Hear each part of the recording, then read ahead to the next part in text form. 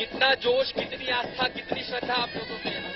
जय बद्री विशाल, जय बद्रीनारायण। बद्रीनारायण की कृपा सब पर बनी रहे। जय बद्रीनारायण, जय बद्री विशाल। यहाँ सिर्फ और सिर्फ और ऊपर से देखिए आए। अब आप लोग भी परफॉर्म करें क्या? कौन कौन से धुन बजा रहे हैं सुबह से? हाँ, भगवान के भजन बजा रहे हैं। अच्छा, हर बार देखिए गढ़वाल स्काउट आता है, इस बार आप लोग को भी मौका मिला है यहाँ स्वागत के लिए, खासकर जब से आईटीबीपी को सुरक्षा दी गई है। यहाँ पर कई सारे हम लोग देखते थे जो यहाँ सुरक्षा में थे, वो खासकर वो हरिंदर सिंह मुझे याद आते हैं, वो बिना चप्पल के यहाँ ठंडियों में रहते थे। ये तो भगवान की श्रद्धा है, अपने आप शक्ति आ जाती है ऑटोमेटिक। वो जवान है, देखिए इनकी जिम्मेदारी भी ये जो चीन की सरहद है उन पर जो हमारी सरहद की भी निगरानी करते हैं, उसकी रक्षा करते हैं। और आज जब बाबा के धाम खुले हैं तो ये परंपरा रही है हमेशा। इस बार केदारनाथ में भी इसी तरह की विशेष प्रस्तुति हुई थी, लेकिन एक बार फिर आपको सीधी तस्वीरें उस मुख्य द्वार पे जहां से श्रद्धालु एक एक करके अब अंदर जा रहे हैं। और हमने देखा कि क्या महिला हो, क्या बुजुर्ग हो, क्या बच्चे हो, क्या बड़े हो, कोई भी इस आस्था में कमजोर नहीं पड़ा। हर कोई यहाँ पर पहुंचने की कोशिश की। और देखिए ये भी एक मौका था क्योंकि 3 साल महामारी ने लगभग चारधाम की यात्रा को प्रभावित किया था। हालांकि पिछले साल जब कोविड का असर कम हुआ तो बड़ी संख्या में, हजारों की संख्या में श्रद्धालु को हमने देखा, लेकिन अब जब महामारी पूरी तरह से खत्म हो चुकी है, रिस्ट्रिक्शंस नहीं है, इस वजह से भी आप देखेंगे कि इस बार चारधाम की यात्रा में शायद रिकॉर्ड टूट जाए। सभी श्रद्धालुओं की जो संख्या होती है वो सारे रिकॉर्ड तोड़ दे। और इसी वजह से हम जो देख पा रहे कि केदारनाथ में भी एक दिन पहले लोग पहुंचे, बद्रीनाथ धाम में भी लोग पहुंचे, और अब ये जो सिलसिला है अगले 6 महीनों तक यूं ही चलता रहेगा चारों धामों में। क्योंकि चाहे गंगोत्री, यमुनोत्री, केदारनाथ, बद्रीनाथ, जैसे ही ये यात्राएं पूरी होंगी, लोग इसी का इंतजार कर रहे थे। अगले 6 महीने बस इन 4 धामों में श्रद्धालुओं की भीड़ हम देखते रहेंगे।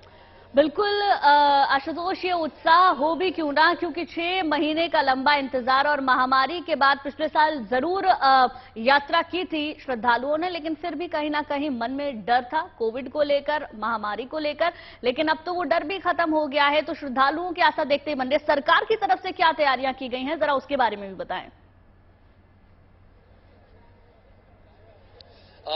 इसमें दरअसल देखो चीजों को भी ध्यान रखना होगा, खासकर वो श्रद्धालु जो इस समय ये बुलेटिन देख रहे हैं कि अगर आप चारधाम की यात्रा का पालन कर रहे हैं, यहाँ आना चाहते हैं, तो कुछ नियमों को जरूर माने। मसलन चूंकि ये सारी जगह हाई ऑल्टीट्यूड पर हैं, तो दस्ताने, गर्म कपड़े, अच्छे जूते, बारिश से बचने के लिए ये सारी तैयारियां रखें। अगर आप किसी तरह की बीमारियां हैं, स्वास्थ्य की समस्याएं हैं, तो हेल्थ चेकअप के बाद ही यात्रा करें। लेकिन आप जब इन धामों पर आएंगे, खासकर बद्रीनाथ धाम में, तो जोशी मठ के बाद देखिए बद्रीनाथ धाम की विशेषता ये है कि चारों धामों में इसकी कनेक्टिविटी सबसे बेहतर है। आप सड़क से सीधे बद्रीनाथ धाम तक आ सकते हैं, और धाम में जहां कोई जगह जगह पर पार्किंग की विशेष व्यवस्थाएं हैं, वहां से वॉकिंग डिस्टेंस ये 100 से 150 मीटर ही है। तो बद्रीनाथ धाम में, और ऊपर से जोशीमठ से जब आप आगे आते हैं, ऑल वेदर कनेक्टिविटी एनएचआई ने जब से जिम्मा संभाला है तब से सड़कों का चौड़ीकरण किया गया है। तो यहां तक बद्रीनाथ तक अगर आप आएंगे तो अच्छी खासी सड़कें बना दी गई। जहां पर भी लैंडस्लाइड इलाका था वहां उसको हटा दिया गया है, मलबा हटा दिया गया है।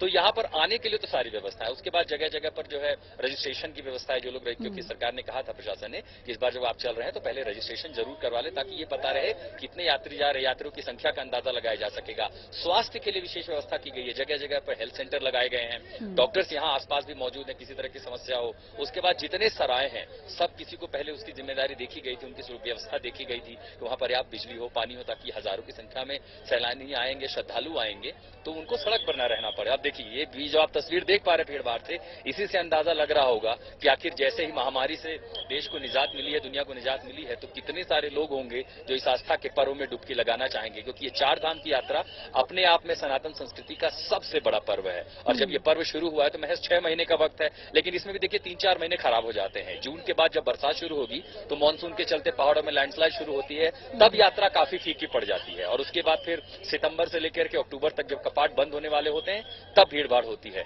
तो कुल मिलाकर के भक्तों को, श्रद्धालुओं को 3-4 महीने से ज्यादा मिलता नहीं है। और इसी 3-4 महीने में लाखों लोग जब पहुंचते हैं तो उनकी सुरक्षा व्यवस्था, उनकी प्रशासनिक व्यवस्था, ये अपने आप में बड़ी चुनौती होती है। लेकिन मैं देख पा रहा हूं कि बद्रीनाथ में वो व्यवस्थाएं पहले के मुकाबले काफी बेहतर है। हालांकि कल पानी बिजली की थोड़ी दिक्कतें थी, लेकिन रात होते होते वो तमाम सेवाएं बहाल कर ली गई। लोगों में थोड़ी बहुत नाराजगी थी, खासकर देखिए ये धार्मिक पर्यटन से जुड़े हुए हजारों लोग यहाँ पर हैं, तो वो, लेकिन अब वो सारी सुविधाएं बेहतर हो चुकी हैं। और देखिए जब आस्था होती है, श्रद्धा होती है, तो फिर कहीं कोई शिकायत नहीं रह जाती है। फिर वो चाहे इस धार्मिक पर्यटन से जुड़े हुए लोग हों या फिर खुद श्रद्धालु हों, खुद जो इस यात्रा पर निकले हुए लोग।